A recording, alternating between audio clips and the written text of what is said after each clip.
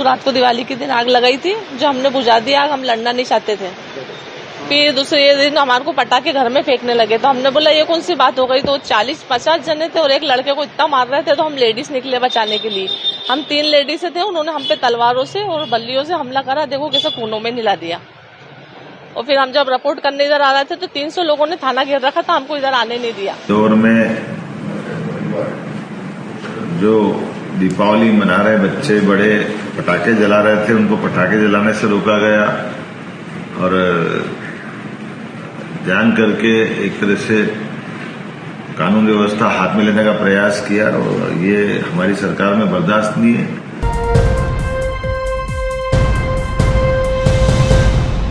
अभी TV screen पर to window में आपने 2 बाइट्स देखी। एक उस पीड़ित महिला की बाइट जो मुस्लिम है, और वो ये कह रही है कि एक छोटे से पटाखे के विवाद के बाद हिंदूवादी गुंडों ने उनके घरों पर हमला कर दिया, महिलाओं की पिटाई की गई, यहां तक कि महिलाओं के फ्रैक्चर हो गया, और वो बार बार आला अधिकारियों के चक्कर काट रही हैं। उनके घर वाले बार बार अधिकारियों से ये कह रहे हैं कि एफआईआर दर्ज की जाए, लेकिन एफआईआर दर्ज नहीं की जा रही है। उल्टा उस लड़की के बारे में, जिसके बारे में यह कहा गया कि एक बच्ची को, नाबालिग बच्ची को पटाखे जलाने से रोका गया, इस मामले में पुलिस ने एफआईआर दर्ज की है, और वो भी संगीन धाराओं में छेड़खानी तक का मुकदमा दर्ज कर लिया गया है मुस्लिम मर्दों के खिलाफ। तो आप अंदाजा लगाइए क्या चल रहा है देश में। बीजेपी शासित राज्यों में मुख्यमंत्री खुलेआम, आपने दूसरी बाइट में देखा कि वो बोल रहे हैं कि अगर पर्व बनाने से रोका गया, दिवाली बनाने से रोका गया, पटाखे जलाने से अगर कोई रोक रहा है, तो उसको सख्त इलाज किया जाएगा, और इलाज हो गया। बच्ची को बहाना बना करके छेड़खानी तक का मुकदमा दर्ज किया गया, छेड़छाड़ का मुकदमा दर्ज किया गया।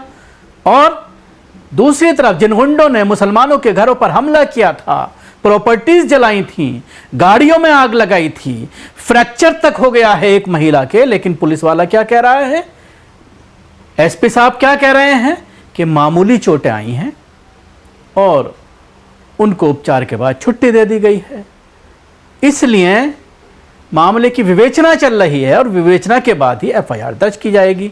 सुनिए एसपी साहब इस पूरे मामले में क्या कह रहे हैं। ये जो कल एक छोटी सी घटना को लेके जो कुछ असामाजिक तत्वों के द्वारा उसको एक बड़ा मुद्दा बनाने की कोशिश की गई थी, उसमें बिल्कुल रात में सभी अधिकारी, वरिष्ठ अधिकारी भी थाने पे विजिट किए थे, और जिस तरीके से पुलिस ने त्वरित कार्रवाई करके उसको सिचुएशन को कंट्रोल में किया, उसको मेंटेन हमने रखा है।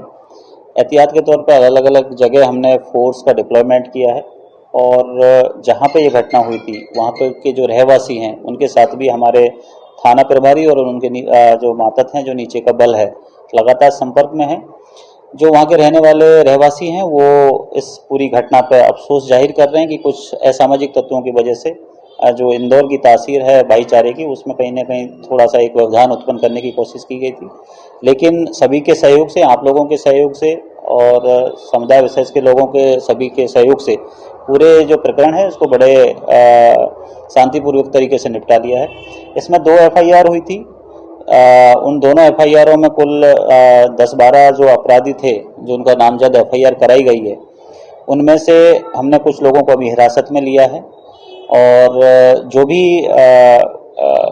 जो सेक्शंस हैं बीएनएस के, उस हिसाब से उनके खिलाफ वैधानिक कार्रवाई हम सुनिश्चित कर रहे हैं। सर, जिन लोगों को हिरासत में लिए क्या नाम है इनका और किस तरीके की भूमिका रही थी? ये कुछ ऐसे लोग हैं जिनकी वजह से ये जो छोटे छोटे बच्चों के बीच में जो हल्का सा एक कहासुनी हुई थी, जो छोटी सी लड़ाई झगड़ा हुआ था, उन ऐसे इन्हीं लोगों 2-3-4 लोग हैं, इन्हीं लोगों की वजह से वो एक मामला जो उसने तूल पकड़ा था, इनको सबको राउंड अप कर लिया है।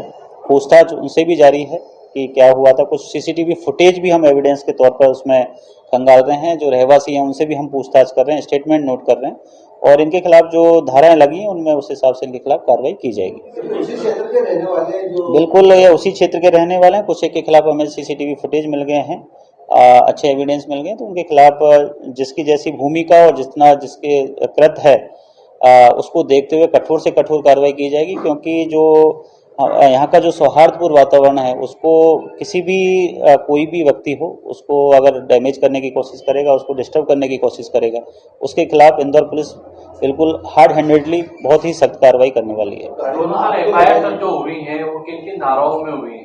ये एक बच्ची के पिता की तरफ से हुई है, नाबालिग बच्ची है। उसका जो बच्ची पटाखा चला रही थी उसको जो शुरुआत में जो कहा सुनी हुई, उसको डराया गया, धमकाया गया, उसका हाथ पकड़ा गया और कुछ मारपीट और डराने धमकाने और छिड़खानी के जो वो सेक्शंस हैं उनमें एफआईआर हुई है। दूसरी एफआईआर में जो पथराव हुआ है उसमें कुछ लोगों को चोट आई है, उनकी तरफ से हमने एफआईआर ली गई। जो चोटें थी माइनर इंजरीज थी, तो उसी हिसाब से हमने सेक्शन लगाया। अब आइए मैं आपको पूरी बाइट सुनाता हूं उस महिला की जिसको आपने शुरू में सुना, छोटा सा चंक जिसका आपने सुना। वो खुलेआम मीडिया के सामने आकर के वो ये कह रही हैं कि मर्दों ने घरों में घुस करके तांडव मचाया, गुंडों ने घर में घुसकर महिलाओं की पिटाई की, यहां तक कि एक महिला के फ्रैक्चर तक हो गया। घर में आग लगाने की कोशिश की गई पटाखे फेंक करके, लेकिन इस मामले में कोई एफआईआर अभी तक दर्ज नहीं हुई है। यह बात उनके जरिए खुद कही जा रही है। उधर मुख्यमंत्री मोहन यादव मुसलमानों को सबक सिखाने की बात कर रहे हैं। दोनों बाइट आप पूरी पूरी सुनिए। परसों रात को दिवाली के दिन आग लगाई थी, जो हमने बुझा दी आग। हम लड़ना नहीं चाहते थे। फिर दूसरे दिन हमारे को पटाखे घर में फेंकने लगे, तो हमने बोला ये कौन सी बात हो गई। तो 40-50 जने थे और एक लड़के को इतना मार रहे थे, तो हम लेडीज निकले बचाने के लिए। हम 3 लेडीज थे, उन्होंने हम पे तलवारों से और बल्लियों से हमला करा। देखो कैसे खूनों में निला दिया। और फिर हम जब रिपोर्ट करने इधर आ रहे थे तो 300 लोगों ने थाना घेर रखा था, हमको इधर आने नहीं दिया। और बोले पहले एम्बाइजा वही थे, सुरेश गोदले के आदमी, उनके लड़के, पूरा रविदास, पूरा मोहल्ला। वो विवाद पटाखों का ही था सर। वो हमारे घरों में पटाखे फेंक रहे थे जी। हमारे घर में आग भी लगा दी थी उन्होंने। अभी क्या आपकी रिपोर्ट हुई यहाँ पर? अब हुई हमारी रिपोर्ट आज सुबह, मतलब कल हुई हमारी रिपोर्ट। अभी रिपोर्ट हुई नहीं हमारी सही से, और हम कब से फरियादी बन के बाहर बैठे हैं सामान लेके। देखो हमारी पूरी एनआई की रिपोर्ट है, एमबाई की रिपोर्ट है, जिला जी एपी साहब से मिले, डीएसपी साहब से मिले। उन्होंने आज का बोला था कि 11 बजे तक आना आपका हो जाएगा बोले। आपके साथ और कितने लोग आए हुए हैं? आप अकेले घायल हुए? वो आ गई 3 लेडीज है हमारे साथ। हाँ जी, एक के तो पाँव में फ्रैक्चर ला दिया मार के उन्होंने। वो बाल मतलब लेडीजों को जेंट्सों ने मारा है। तो हमले करने वाले कितने लोग थे? उनका तो मतलब वो ही नहीं, कम से कम 1500 लोग थे सर जी। 1500 लोग थे रविदासपुरा के। उनके द्वारा कहा जा रहा है कि बच्चियों पे पहले हमला किया। नहीं सर, झूठ बात है सर। आप वहाँ पे कैमरे लगे, आप कैमरे आके चेक कर लो कौन किस पे हमला कर रहे हैं, आपको दिख जाएगा। दीपावली के अवसर पर मुझे बताया गया कि इंदौर में जो दीपावली मना रहे बच्चे बड़े पटाखे जला रहे थे, उनको पटाखे जलाने से रोका गया और जान करके एक तरह से कानून व्यवस्था हाथ में लेने का प्रयास किया। और ये हमारी सरकार में बर्दाश्त नहीं है। हमने कहा हम सभी धर्मों के लिए सरकार दृढ़ता के साथ खड़ी है, लेकिन कोई दिवाली नहीं मनाने दे, ये कैसे हो सकता है।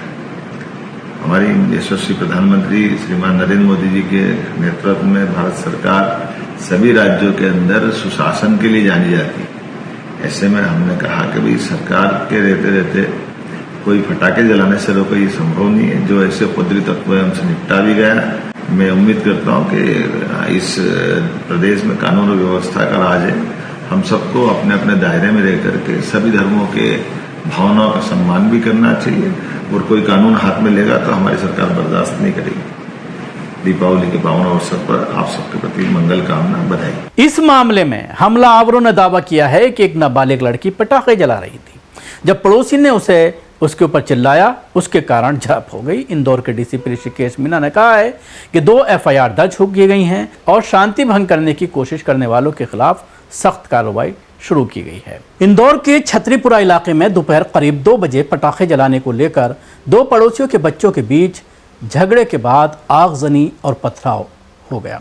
वाहनों और घरों पर हमला कर रही अनियंत्रित भीड़ को तितर बितर करने के लिए इंदौर पुलिस ने हल्का बल प्रयोग किया।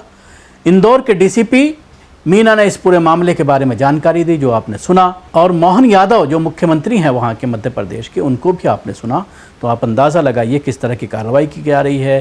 जो दृश्य, जो शॉट्स आपने टीवी स्क्रीन पर देखे हैं, उसमें आप देख सकते हैं कि भीड़ किस तरह से पुलिस की मौजूदगी में आतंक मचा रही है, गाड़ियों में आग लगा रही है और जिस तरह के नारेबाजी कर रही है, उससे आप अंदाज़ा लगा सकते हैं कि किस तरह के हालात इलाके में बने होंगे।